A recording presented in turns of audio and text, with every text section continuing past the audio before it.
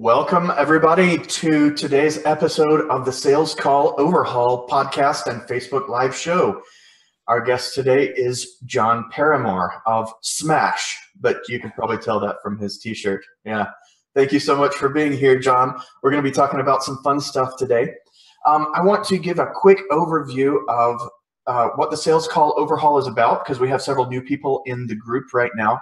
And so the Sales Call Overhaul is we interview sales experts and marketing experts and copywriters and funnel experts. And it's all about high ticket sales calls and the stuff that has to be in place in your company to make those happen properly. Today we're talking about hiring salespeople and things like that. Jon has a wealth of experience. And we also want to get your submissions. We are giving away our $1,100 Sales Call Overhaul package. We're picking a winner each week. And send in your sales call recordings to us through our Facebook page. It's facebook.com/salescalloverhaul. We tried to make it easy. And just message our page and it'll show you exactly how to submit a sales call to win that $1,100 package. We transcribe, timestamp, give detailed notes on exactly what went wrong on the sales call, what needs to go differently, how to boost your close rate. We give you the concepts for why we talk about those things. We grade the call in 9 different areas, and we give you your fastest, highest areas of leverage for improving your close rate on your next 3 phone calls. So please send those in. We want to help you. We enjoy doing this, and you'll have us and our expert guests helping you with those every time. So our next week's guest is a high-ticket closer, Jeremy DeMerchant. And Jeremy's been a friend of mine for a little while. Jason, thank you for booking him. And we want to know who you want as a guest. We've had some amazing guests so far. We're punching above our weight so far in getting guests like Jon. So thanks for joining us today, Jon. Sure. Thanks for having me. You bet. Yeah. So Jon started this company called Smash with the rhinoceros because he and other business owners around him felt like they had jobs all of a sudden, and that wasn't very cool. They felt held hostage by a company with broken systems, inconsistent sales, unreliable marketing, challenging employees, and all kinds of other horrible things, including the worst part of poor entrepreneurship, a company needing constant attention. Oh, we know all about that. So Jon is much more than just a sales recruiter. However, he is amazing. He has a superpower in that area, and that's what we're going to talk about today. But if you do want to talk to him about Smash and how it can help you, obviously it's a lot about fixing businesses and getting it to be working for you. So I think you should talk to him if you're in that situation, if you need help growing and scaling your business without going insane. So we're going to talk today about sales recruiting and hiring. And thanks for being here, Jon. Yeah, sure. Jumped in. Also, Jon, thank you for being here. Yes. Yeah. Thank you. So Thank the rhinoceros too. I mean, rhinoceros lives matter. That's exactly right. They're significant. They are, and shrinking in number. So I wanted to start off with kind of an easy question for you, but one that would make a lot of sense for people listening. When is hiring a salesperson not the answer? So we get this question a lot. And I would say probably realistically, like a realistic statistic that we see is probably about 50 to 60% of the time. And most of the time, the guys that call us and say, we're ready to put a sales team in place, we walk them through a pretty disciplined structure to make sure that they have support for the sales rep. One of the other big things that we look for is that they have onboarding for the sales rep. They've got some type of lead generation for the sales rep. So if none of those things are in place, and their sole thinking when they engage with us is, I'm going to go hire a sales rep to essentially save all of my lead generation issues, all of my cash flow problems, so on and so on, I will usually back them up just a little bit and say, this is probably not the right time for us to go bring this person in, because although salespeople are incredibly talented, they've got a lot of really unique gifts. They're very, very outgoing, very energetic people. They are not saviors, and they're not going to walk into your business and magically wave a a pretty sales wand, and then all of a sudden you're just going to have an influx of sales into your pipeline. So it just doesn't work that way. If that's kind of the vision and mentality that they have in their mind when they start to talk to us, we just immediately say, there's a couple of other things that need to be prepared on the front side. Structure, even if you don't have leads, that's okay, but there at least has to be a mode for a sales rep, or a map for a sales rep to follow to get to a prospect, things like that. So if they don't have it, we can certainly help prep and put that stuff in place. But if it's not there, it's just not the appropriate time to go, on the hunt for a really good sales rep. Awesome. So glad to hear you say that. Jeremy and I call that the white knight syndrome. Yeah, expecting that's great. Great analogy. It saved the day. And yeah, if you are a business owner and you're doing all the sales right now, but you don't have an onboarding system or the ability to teach that new musician the set list, it doesn't matter what kind of a star they are. They're going to have trouble, and your time is still going to be tied up training them and coaching them. So then they should come to you, and then find out very quickly that white knight syndrome is not a good thing, and you can help them with the processes. That's right. Okay. What is the big thing that you notice, John, when someone comes into that situation without fixing the problem first? What can you spot in their mindset? What kinds of things do they say when they're in the problem rather than catching them before they get into the problem? They're usually like before fixing the problem first, and that, like, kind of where they are. A lot of the times they these hired guys a salesperson too early, for instance. Yeah. They're usually in this place of like chaos. There's a lot of like moving parts that are just very unsettled. And what happens is if they put a sales rep in the middle of that, salespeople by nature are not organization people. They're not structured people. So what they're going to do is they're going to end up amplifying the chaos. They're going to take what's already going on, and because there's no systematic approach to just about any of it, they're just going to take and duplicate all of that chaos over again. And it's kind of like most entrepreneurs are high energy people. They're visionaries.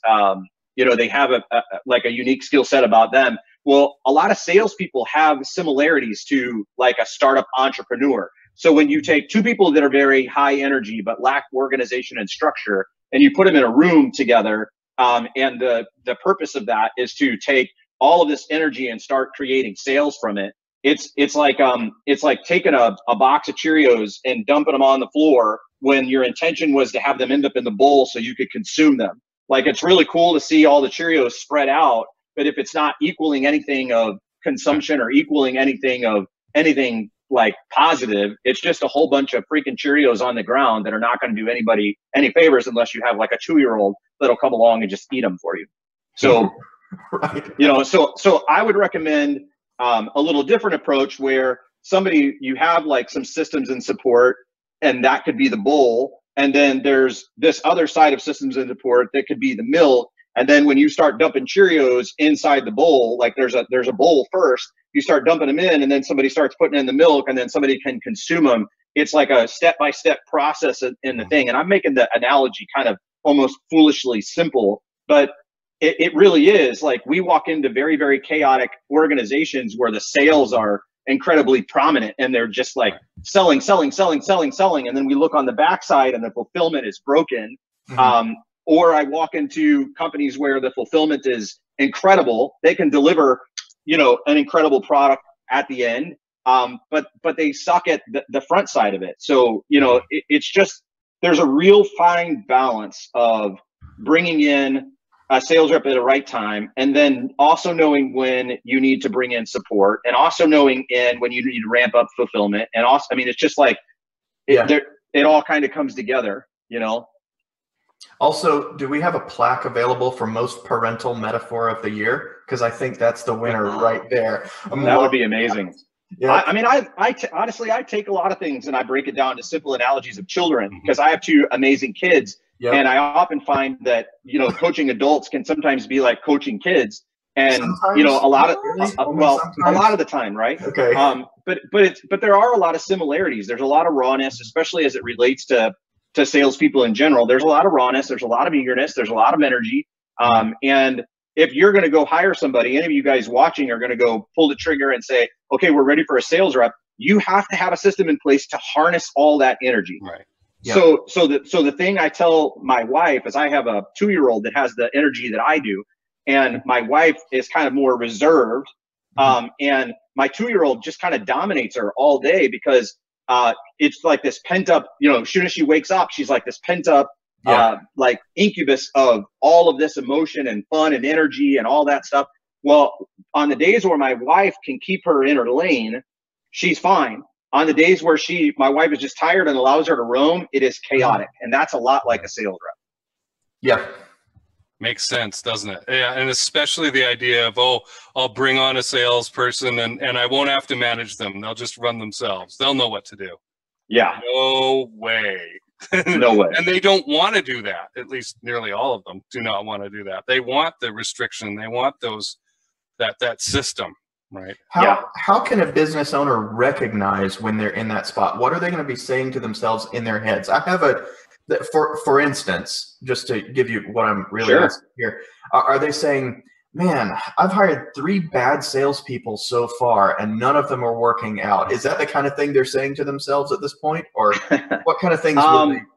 Like when they're ready to move forward and bring on some guys, or when they're just kind of at the point where they don't realize they don't know how to hire? Which one do you? When they're realizing, how can they recognize when they've got stuff broken instead of they've just been hiring bad people? Or great question. So the brokenness is, it comes to sales reps. So let's say that I'm a business owner and I go out and I run an ad and I bring guys in and I take them through the interview shuffle, and then I'm like, okay, you're a sales rep, you come in, but then he stays for like a month or 2 and then he peters out. And then I work the process like 3 or 4 times. Every single time I seem to hire a sales rep, they peter out. One of 2 things is generally the problem. Number one, they have no idea how to lead a sales rep correctly. There's not the proper support. There's not the proper dynamic. So on and so on. Or they're just flat out not hiring the right person. And so this is I would say it's the most frustrating, but it's also the place where I'm most empathetic, because I played that game for a really long time before we developed our process. And just because somebody comes in and says, I can sell, to me, those are like, that's like somebody speaking Chinese, right? That doesn't necessarily mean that I'm going to understand what that means, or that you as a business owner understands what that means. It's just somebody telling you that they feel like that they can actually sell, but it doesn't mean that they can. So I would say on the front side of that, you got to make sure that the person sitting across the table from you actually possesses the DNA to sell. That's step number 1. And then step number 2 is, you've got to make sure as an owner, once they come in and they actually can sell, that you give them like directive and say, here are the boundaries. Don't maneuver yourself outside of these boundaries. Just play inside this game. Eat as much as you want, kill as much as you want, sell as much as you want. Just make sure you stay in this lane. And the common problems that I see is when somebody tries to make a sales rep an administrative person, or somebody tries to make a sales rep a fulfillment person, or somebody tries to take a sales rep and have them do any other thing that you could write down on a piece of paper other than sell. Yeah. Cool. Thank you. Yeah. So, but I'm sure, we'll get another question here too. But one of the big things that I would say on the front side, as far as like, how do you, and maybe I don't want to jump too far ahead, so this is jumping too far ahead. You guys can always reel me back in. But somebody might ask, how do you know then if the guy sitting across the table from you is actually a sales rep, right? That's probably the number 1 question that we get. I've hired 40 of these guys. Every single time, everyone that I hire isn't a sales rep, right? Just because they say they are, they come in, they get to a level of complacency, and then they peter out, right? And I see that far too often. So I say, well, the problem is you're just not hiring sales reps, right? And then they say, well, he said he was a sales rep. His resume said he has 20 years of sales. So how is he not a sales rep? Well, that's kind of like me telling you guys that I'm a ninja, right? Like I can kick and I can punch and I can do really cool stuff and whatever. But that if I get into a street brawl or something and I like with a giant dude who actually is a ninja, I will probably run away. But so calling myself that doesn't make me that. What makes me that is the skill set developed, the DNA, like all the things that come into actually being a sales rep. And so the easiest thing that we do is we put everybody through a personality profile assessment. And we worked with a company and we developed a process that really tells us whether or not to the core, to their passion, whether or not they really love sales, like taking all the guesswork out. Like, is this really something that this person loves to do? So I literally had a guy at one point in time, been in sales 20 years, sat across the table from me, tell me that I'm a really, really good sales rep. Oh, I'm really good. I was top performer here, whatever. We ran him through this profile assessment. I got it back, and his DNA makeup, his personality makeup was not sales. So I sat him down and I said, so I'm going to ask you, is it okay if I ask you a very blunt question? And he was like, sure. And I said, how long have you been doing sales with the feeling behind you that you were meant to do more? And he was like, the entire time that I've been doing sales. I'm like, yeah, because you're not a sales rep. So I think that's really important for anybody who's a business owner watching this thing is you got to get out of this belief system that you cannot train someone who says that, you know, oh, I'll just train you to become a sales rep. It doesn't work that way. Like you've got to have that, like, to your core, like the best of the best guys that are out there that kill it in sales. To the core, that's who they are. They are a sales rep at their core. Yeah. Makes sense. So what are some of the costs of getting this hiring, the sales recruiting wrong? Oh, this is one of my favorite. There are a lot. So yeah. So if you think about, like, so let's look at the simplicity of it, right? If you think about the cost to run an ad, let's say it costs you $400 or $500 to run an ad, ZipRecruiter, Indeed, whatever the case may be. And then you think about all the time associated with going through the resumes and going through the talking to people. And then you think about all the time associated with sitting people down and interviewing people to end up finding the one that sticks. And then you have a training manual developed. You've got all these things, onboarding. Let's say you're going to pay them $500 to $1,000 a week, so on and so on. By the time you're done and you actually have somebody that's ready to go out and sell, you might be $5,000 invested in these people, like including the time, the money, that all of the stuff that goes into it. You might be $5,000 deep. So then you've got to take into consideration all of the exchanges they have with potential prospects that they totally botch because it's not who they are at their core. So let's just say you sell in you're a person who sells $5,000 ticket prices. Well, this person has 10 conversations before you even begin to figure out that he can't close. So now you're 20 grand in botched stuff, $5,000 in $25,000 in the hole before you even figure out that this guy can't close. Yeah. So it's not just the cost of the leads, it's the lost opportunity cost as well. It's yes.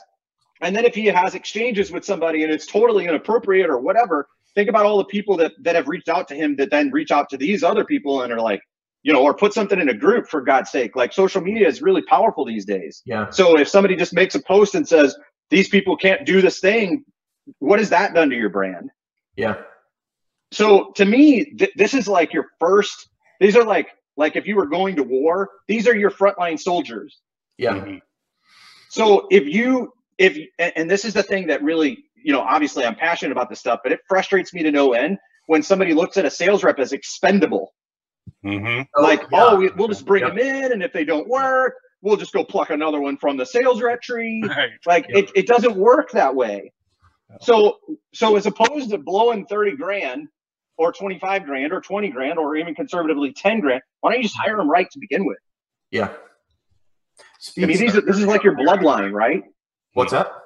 This is like the bloodline. It's like the bloodline. Marketing and sales are like the bloodline into the organization. Yep. That's absolutely vital. We have a question from Mike. He says, which personality test do you use?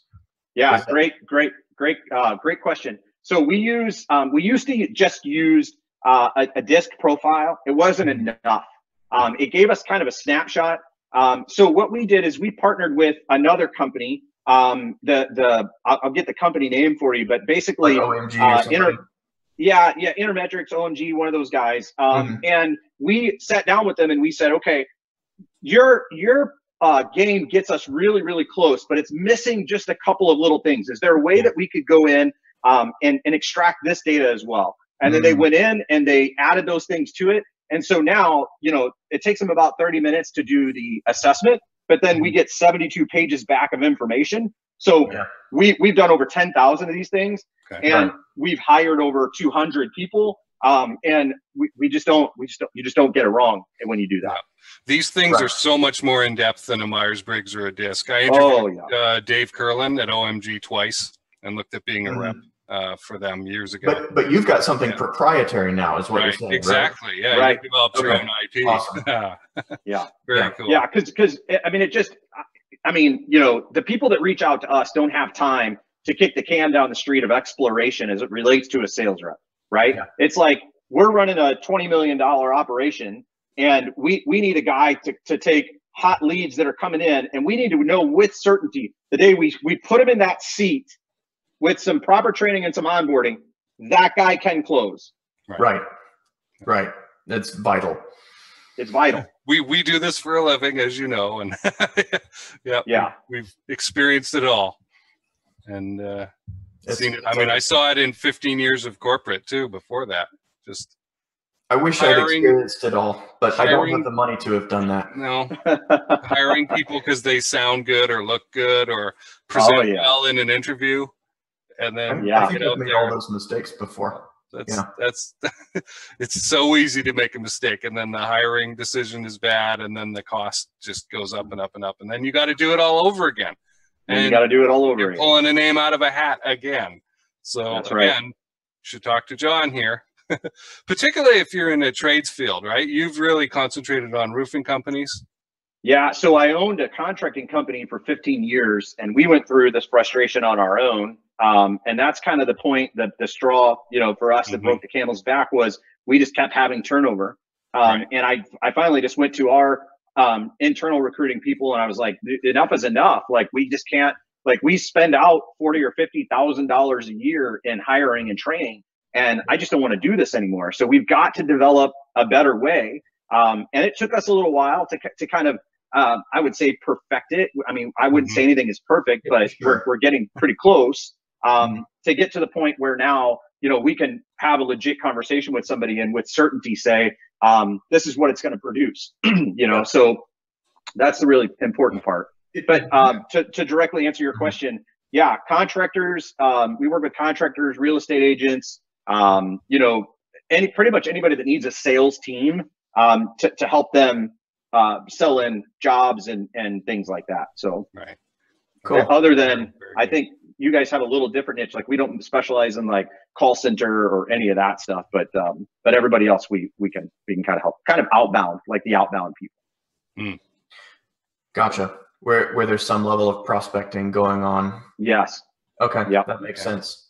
We're starting to experiment with that as well. We'll see what happens. We'll have to stick around afterwards. We'll talk. I had a question about when you talk to a business owner and you're starting to educate them on the costs of a bad hire and things like that. Do you find that they often have a feel that there are high numbers going into this, or are they just totally unaware of how expensive this is to hire wrong? Oh, they grossly undervalue it. Really? Because they typically look at the rawness of, and we've had people spout out, while we've been doing larger trainings, well, why can't I do this myself? I mean, it only costs me $25 to put an ad on Craigslist, and then I'll just put a bunch of guys in a room.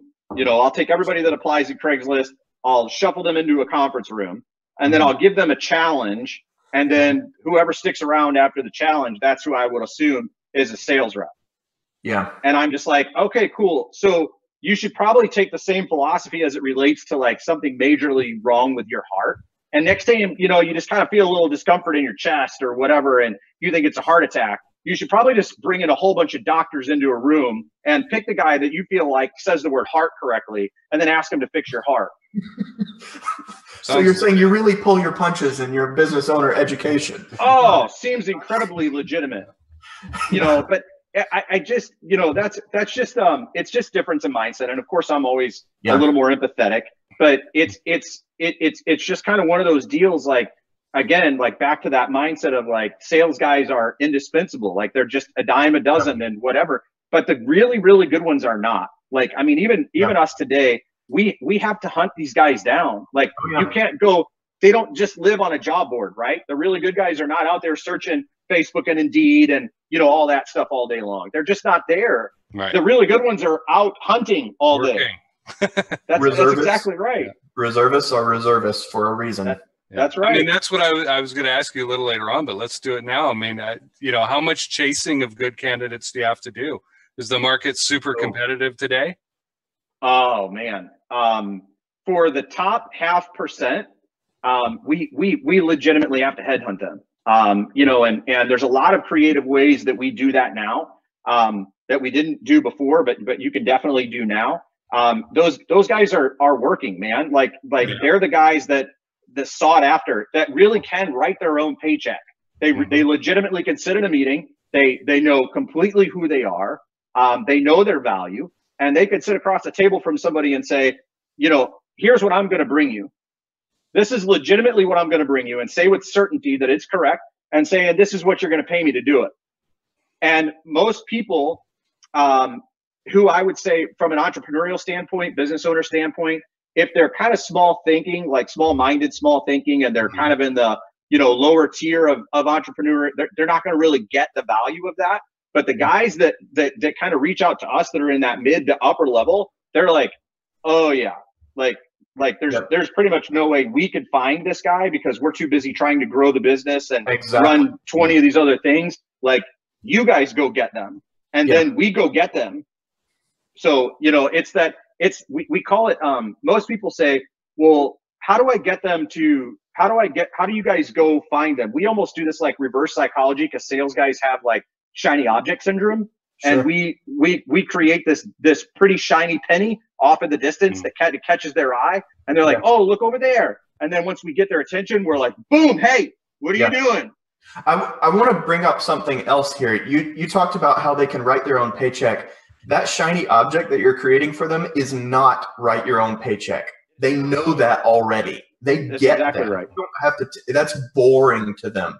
Yes, you're going to have to pay them well, but they're going to need other stuff as well. Right. The number one thing. Go ahead. No, you go ahead. Well, we had an amazing closer sign on with us recently that her thing was all about team. Like the first thing when she applied, it was I saw the word challenge a lot. I want a challenge. I'm like, okay, what's not giving you a challenge about what's going on? And it turns out that for her, not having a team with her was not challenging. And it was like, okay, I would never have gone there by myself, but we can absolutely provide that. What kind of things are these top performers looking for aside? I mean, okay, first of all, how much do you have to pay them to get a top 0.5%, top 1% kind of player? And then what other kinds of things are they looking for? If Jason, am I going too far off? No, I want to know. Okay, cool. I want to know. Two big things that we use as attractors: opportunity and culture. Those are the two biggest things. What's the opportunity? And how does it serve you? Because these guys do not want to end up in a space that's boring, right? So what's the opportunity? How can they? So if I come in and I kill a whole bunch of stuff and I prove that I'm my worth and I prove that I can sell, then what? Then what?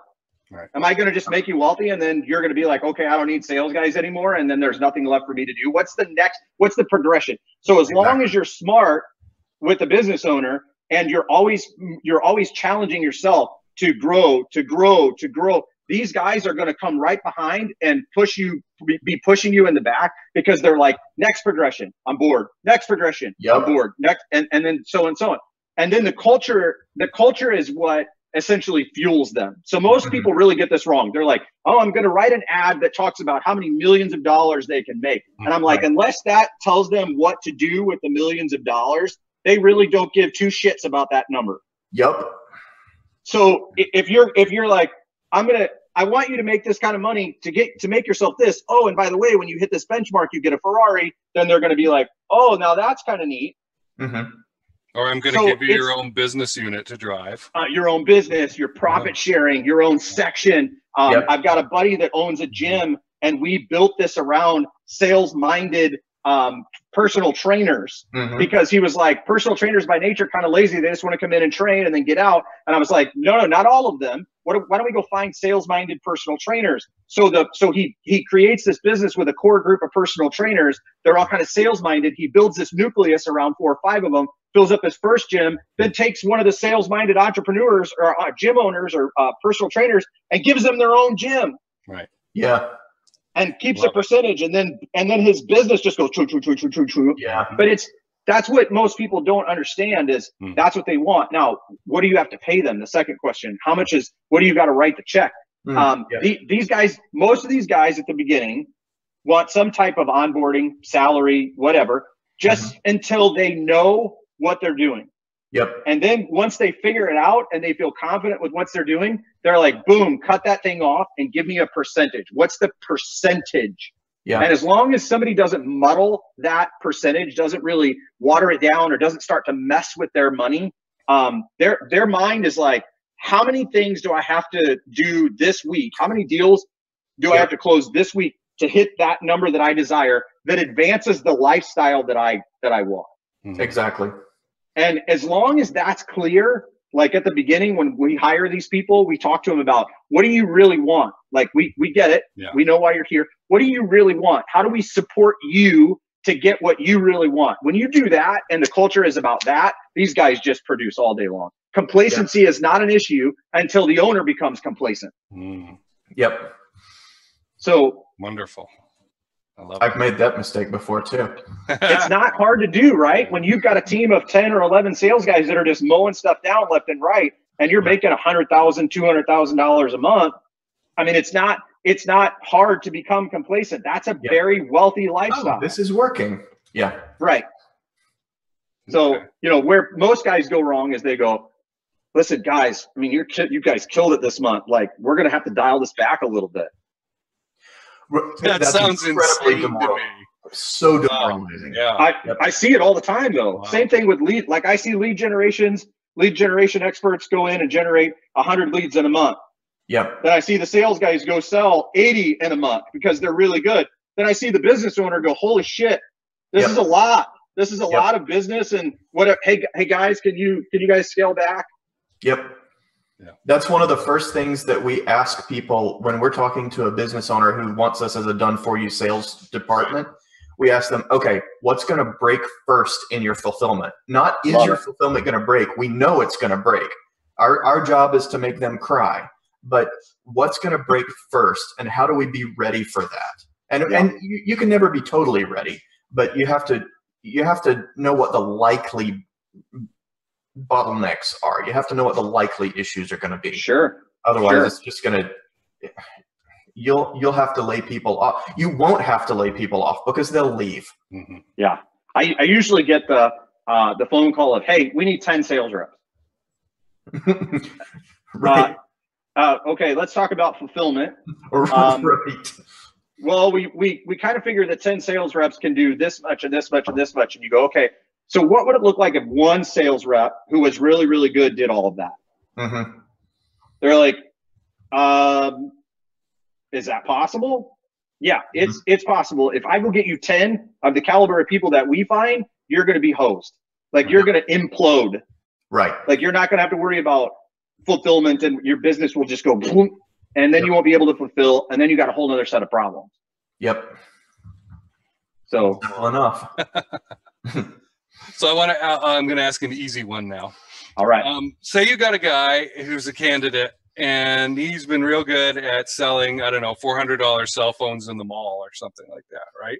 Okay. But your client's price level is at, say, that $5,000 mark you mentioned earlier. How important is that candidate's money tolerance, what they're used to, what they think of as a lot of money, and how do you test for that?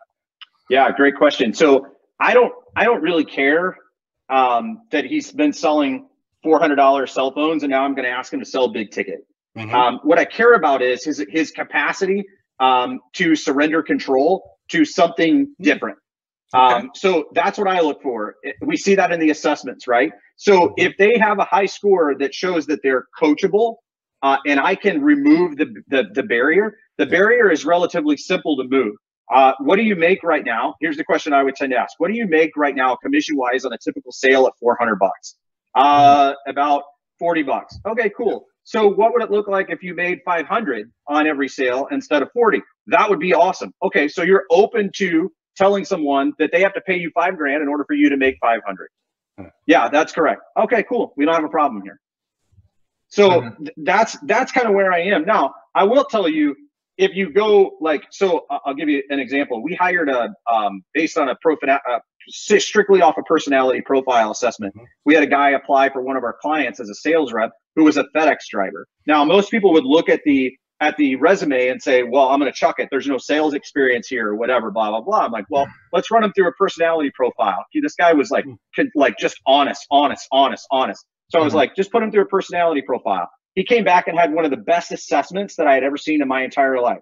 And I walked up to the client and I said, this guy is a killer. He will produce $1 million in sales for you year one with zero experience. And they're like, there's no way. And I said, I'm so confident in the fact that he's going to do it. Not only will I eat the cost of what it's going to cost me to hire this guy, if he doesn't show signs of it in the first 90 days, I'll totally give you this guy for free. But if he does do it, I also want an extra couple percent at the end of the year when he does it. And they were like, okay, cool. So 90 days into this thing, this guy produces $300,000 in sales. Yeah. I would have totally missed him if I would have just been going by a resume alone. I'd have totally missed this guy. And 9 times out of 10, he was so hell-bent on getting into this industry, he probably would have ended up at one of their competitors and totally outsold 3/4 of their sales team. See, that's a good point. He was interested in getting into that industry. Yes. I mean, he was aggressive, like, I'm coming. One way or another, if you guys don't hire me, I'll find somebody who gives me a shot. Yep. So there was a little bit of like, front side, like aggression that I could tell this is not normal out of a FedEx driver. No offense to you guys, if any of you are FedEx drivers. Thanks for bringing me my packages without breaking stuff all the time. But this guy there was just some tenacity about him, some grit about him that I was like, we got to put him through an assessment, and bingo, it worked out really well. Yeah. Cool. Very, very nice. So there's an example of finding a diamond in the rough, somebody who had the potential, but they did believe in themselves. Yeah. Has there been a time where you found someone who maybe didn't believe in themselves yet and helped transform them into who they could? Yes. Okay. Yes. Yeah. This is a big issue with the business owners themselves who aren't selling well. They don't have any other options except to learn to believe in themselves and learn to sell. Good point. Yeah. So before we work with, I would say 90% of the business owners, before we work with them, we also put them through a personality profile. Because what I know right out of the gate, and I'll answer your question too in just a second, but what I know out of the gate is if a business owner does not have the DNA of sales, but instead they're more geared towards operations, leading a sales rep is going to be like foreign to them, because their mindset is going to say, I don't understand why this guy can't do paperwork. Right. So we almost have to deprogram the owner first. We almost have to say, look, what's about to happen here is you're about to have a toddler in here that can just sell a ton of crap. Yeah. So you need to be mentally prepared and expect for this person to come in like a raging bull, but to unleash fury on people to get them closed into your company. So that's kind of step number one. The second part is, if you have an owner that is really, really good at sales, it's kind of the same thing. We need you to kind of take your vision and your sales and kind of back up a little bit once you train this guy on kind of what you want him to do, but then let him kind of give you the freedom to go do other things.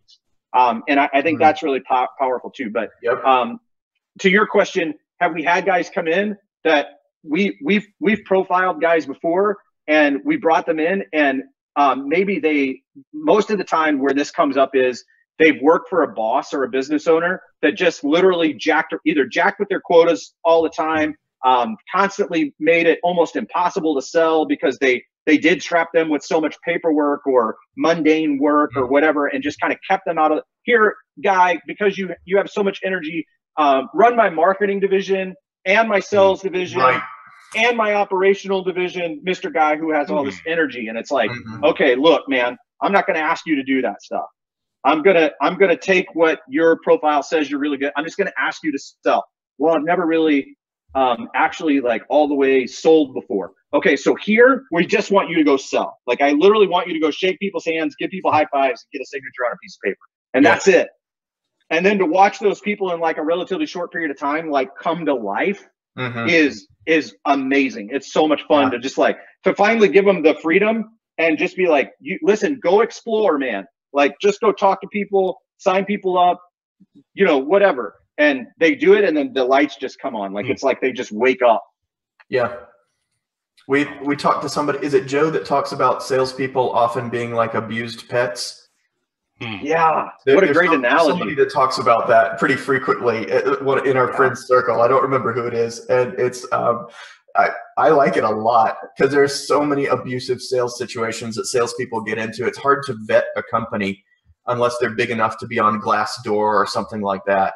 So it's hard to know. And it's almost like the abused pet that has like, you know, that dog that you get that's like the golden retriever that just wants to run around the house like a nutcase, right? And then the owner's like, damn it, you have too much energy. Bam, bam, bam. Like what are you doing? Like, get a bigger backyard, Richard. Stop beating the dog because you're lazy as shit and you don't want to give him the room to run. Right. Exactly. You know? That's a huge thing. The fulfillment has to be the big backyard. That's exactly right. Give people enough room to run and to stay busy. If you get somebody with a lot of energy and you're going to quash them, first of all, they're going to go find another part-time job but they're never going to close off their options. They're never going to make a decision to be with you entirely. And we've had that happen with us before as well. We had a salesperson, we had two different salespeople that were on a funnel where they weren't getting enough leads. Yeah. And so they had to go. I mean, they had to find something that they could stay busy for. It's like putting a golden retriever in a double wide trailer. Yeah. It's not going to work out. This is not going to go well for you. Like, I don't even know why you would do that to yourself. Like, you're either going to have to move to a house or you're going to have to get rid of the dog. Like, you can't have one and the other. Yeah. So like, diminish the small thinking, grow into something bigger, and trust the dog to do what it's going to do, you know? And I don't mean to refer to sales reps as dogs. I don't mean that, but you know, I think you guys fault. It's not the dog's fault. That's exactly right. So hire someone at $15 an hour or less to do the paperwork. Well, follow the salesperson around and clean up after them, basically.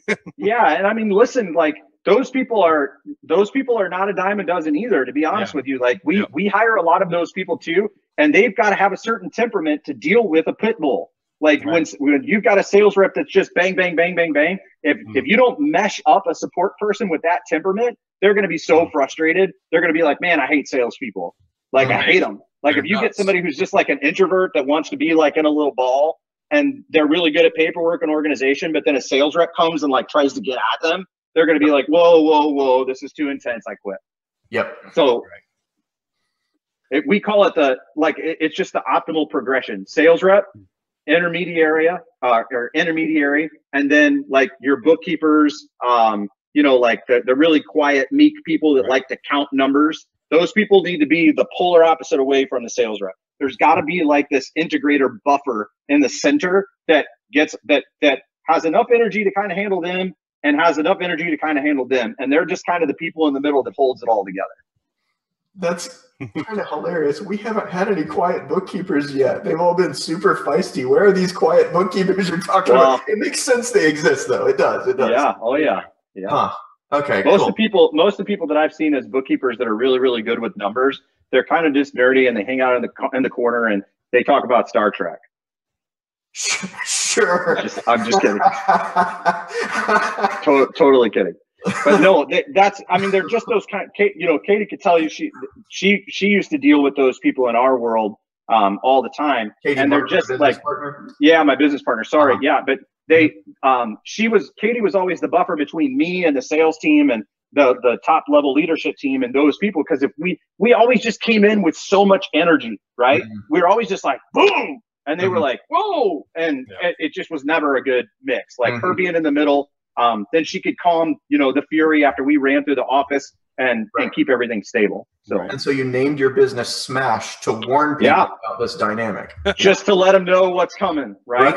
I mean, I think that's the you know, it's funny because people ask us all the time. It does stand for something, but I basically just tell them the small and the short of it is, if you've got chaos going on in your business, I'm going to come in and smash all that shit out of there. And then what you're going to be left with is a business that actually runs the way that it's supposed to run, and kind of gets you in a position so that you can hire in a really good sales team to scale that thing as fast as responsibly, you know, possible. So, yeah. Nice. So that would be a good spot where DISC or Myers-Briggs might come in handy, is finding those 3 different kinds of people and letting them know how to communicate with each other so that the D's don't overwhelm the S's. That's exactly right. Yeah. So we have heard this phrase. It's an HR maxim. Past performance determines future potential. Do you agree or disagree? No, that's bullshit. That's bullshit. That's like saying, you know, you were a really good donut maker for a period of time, and then, but you can't be a sprinter. You can't be a marathon runner. You know, like you guys see that stuff all the time. Like the person that's, let's just take it to something simple that most people can relate to. A man that's 100 pounds overweight loses 100 pounds, becomes an Iron Man. Mm-hmm. I see that story all the time. That's exactly what you just said. That's like saying, because at one point in time you suffered from obesity, you cannot become this other thing. Now, I will say there is a DNA makeup as it relates to sales. And I will also say, I will preface this a little bit and say, just because that you ran operations for a long time at FedEx doesn't mean that you're not really a sales rep. You're just out of alignment over here for a period of time until you feel this like burning, unfulfilled desire in you where you're just finally like, shit, I can't tolerate this anymore. I'm going to go try sales. And then you go try it and it explodes and you're like, shit, I knew this for a long time. I just didn't know how to do it. Right. I've just kind of lost. And then you become like who you are and get back into perfect alignment and life feels so different. So I don't believe any of those limiting, anytime somebody says, and I don't mean that to you personally, if that's kind of your phrase, I'm just kind of tearing it apart and you know, whatever. But anytime anybody says to me something about with those limiting type of things, like, oh, because you were this, you can't become that. I'm like, man, that's so much horseshit. If you weren't designed to be that and you were designed to be this, it doesn't matter what was in the past. What matters is what you believe in the future, current, right now, present tense. A lot of people use those 2 different ideas and they talk about it as if it's one idea. Like their DNA is not in sales because of the past performance here that we see. And so I just want to make it real clear. Those are 2 very different things for you, the way you're thinking. Very much. Yeah, very much. I would totally agree. I also have a really big problem with any of the guys that say, outwardly on the internet or in any other like resource, social media, whatever, I can train anyone to do sales. Like it makes me want to go through the screen and like choke them out. Like, dude, you're just that phrase is just setting people up for failure. Because not everybody is meant to be a salesperson. And it's almost like in some organizations, it's like the default setting. Well, if you don't work out here in our fulfillment department, you can always sell. Like, so, okay, hell, man. That's something that I haven't seen happen in a lot of the business sizes that we deal with. But we do have a lot of business owners that may not be like sales DNA themselves. What do they do if they find themselves in that position, or if they suspect that they're in that position? That the manager or the owner themselves are not. The owner. Like, So in that instance, it's likely they're the opposite, which would be like operational minded. So in most cases, when you go into those environments, the systems are all clean.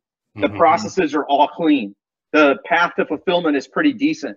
They're ready to just go, okay, I got to bring in a sales rep, because if it feels unnatural to them and it feels forced or a burden to them, it's time to go on the hunt for that sales rep, that person who it is a natural fit, and then just support that person, right? See, like just put the system in. A little bit different from the kind of things, the kind of way that we've been thinking about it. Is we have usually been saying, look, if you're not ready to hire a sales team yet, you need to figure out your process and you need to learn to close yourself first. But I guess it's not exactly the same as saying you need to become a salesperson. It's just you need to be able to do it enough to know what's going on here is really where we're coming to understand it is one thing. Yeah. But to be passionate about it and want to do that thing is very different. Exactly. Like marketing for me is one of those things that, like, sitting down at a computer and writing content is not natural for me. It's just not. I'm a verbal guy, so I'd rather be on YouTube. Down my shirt. Yeah, I'd rather be on YouTube having a conversation than sitting there trying to type content, right? Yeah. So if somebody were to say to me, "Well, John, you're just going to have to learn to be a marketer," I would say, "Eat shit. That's not who I am." Right. Yeah. But here's what from a responsible owner standpoint, I need to at least understand what it is they're talking about. So I don't have some guy that is a nonsense marketer come in and tell me how to market when I'm just getting snowed because I don't know. Yeah. So get good enough to protect yourself, to take care of yourself. Yes. And then you can move on to, you can get some relief. There's a light at the end of the tunnel. You got it. Learn the language, the difference between like right and wrong, what to say, what not to say. Pressure sales, not to pressure, the objections and all the stuff that goes into that. You don't have to be like 80% closer, right? Like, let's just be real. Like, that's just probably not going to happen. And you just need to know that going into it. Right.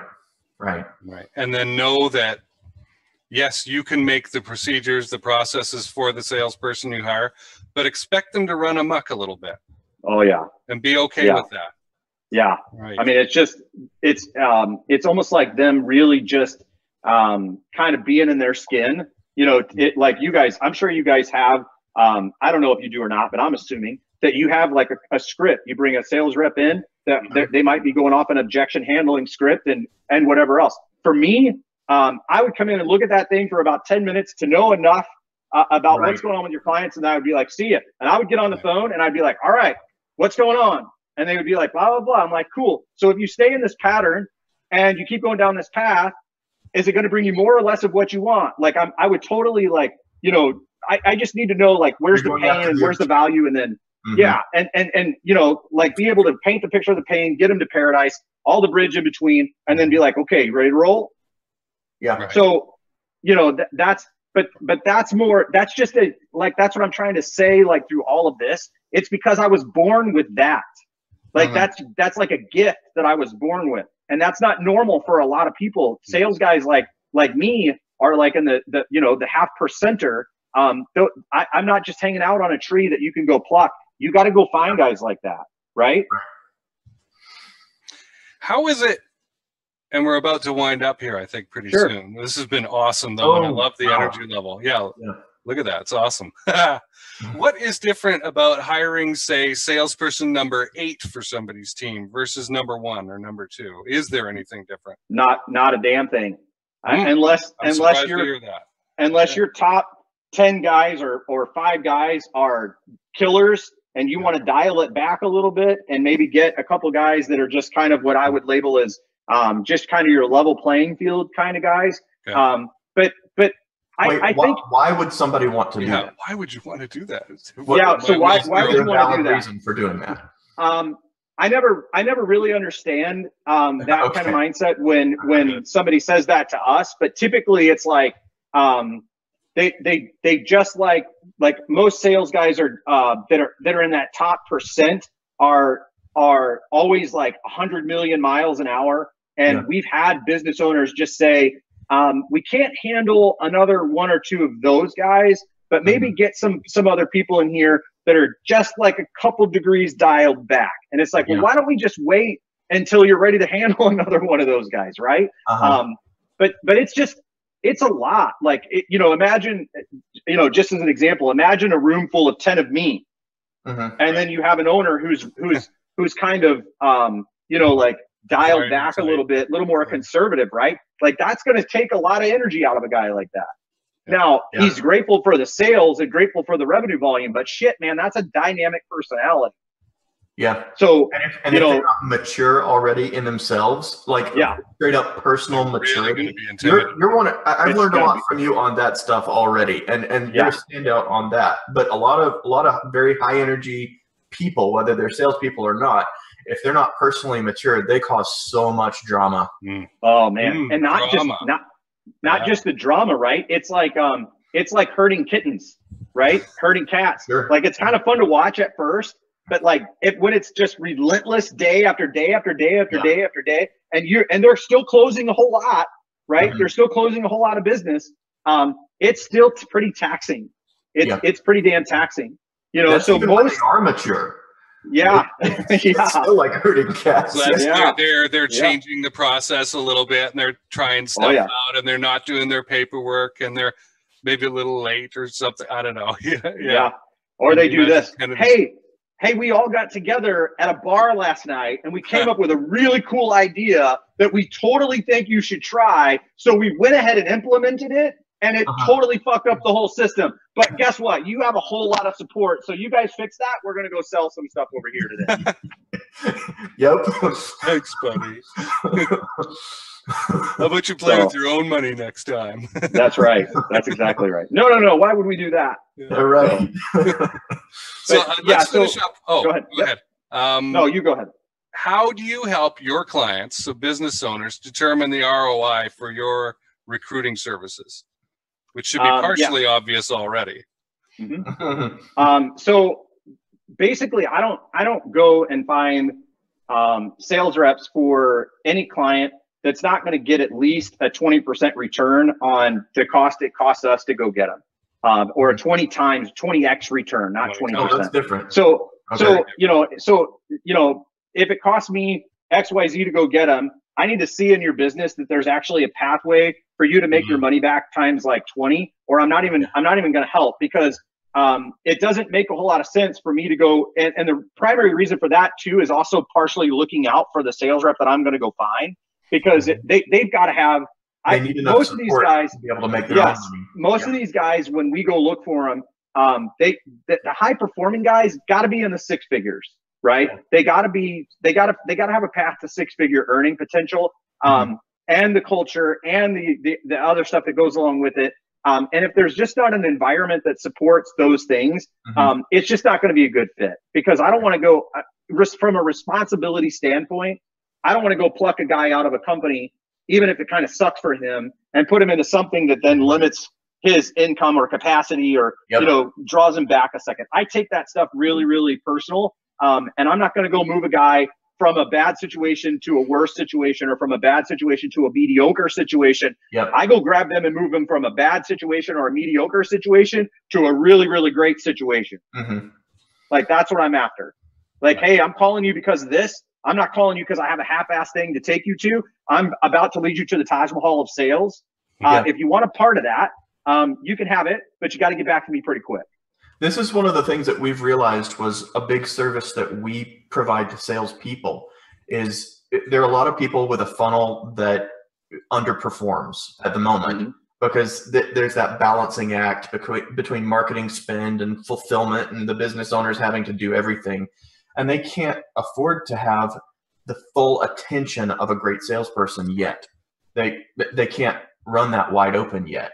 And so it limits the salesperson. It splits the salesperson's attention, especially when you're looking at a straight commission type gig, which in our industry, almost everybody advocates straight commission. And it's so pleasant to hear somebody else talking about paying salaries to really give people confidence in the new thing here. And so when we see that, we go, okay, well, we can put you on 3 different funnels that are pretty close in the way you sell them. The process is very similar. There's some data that's different here, but it's a similar process, and you're plugged into the same overall systems. You're with the same team on all of it, and now you can be full. And so we can take business owners who are a little bit too small here and a little bit just not quite ready for the full attention, because it's not about the time. It's about the attention and the mind share. And being able to capture that passion, because these salespeople, they want to be able to go all in. That's something that I see over and over and over. Any high performing salesperson you talk to, you ask them, what do you like in an opportunity that you want to sell for? I have to believe in it. I have to believe in the company. I have to believe in the product. I have to believe in people. It's the #1 thing that I hear over and over from high performers. And at first I was like, oh, I'm not unique in that. That's cool. But then I started realizing, no, it's not just that I'm not special. I am totally normal in this. This is how ethical salespeople behave. It just is. Yeah. I mean, that's there's got to be that is a really, really great point. There's got to be a belief, right? And most of the time, you know, like I'll just tell you real quick, and I know we're kind of wrapping up here, but that like what a lot of I would say 50% of the inquiries that we get come from a service-oriented industry. Solar, they want to sell solar, real estate, construction, whatever the case may be. There's nothing sexy about any of that. Right. There's selling a shingle is not sexy. Selling a solar panel is not sexy. Selling a home, maybe, right? But they, at the end of the day, these guys got to be so bought into the culture and believe so much in helping or serving someone to some degree, or they're just like, no, I'm out of it, right? And sometimes we're like, oh, we're checking their ability to close, but I check also on the front side, like how much do they give a shit about a person? Right? Because it's a constant exchange of like value, energy, relationship, all of that stuff. And if they just genuinely don't care about other people and serving other people to some capacity, they could be the greatest closer on the planet Earth. At some point in time, they're going to burn out.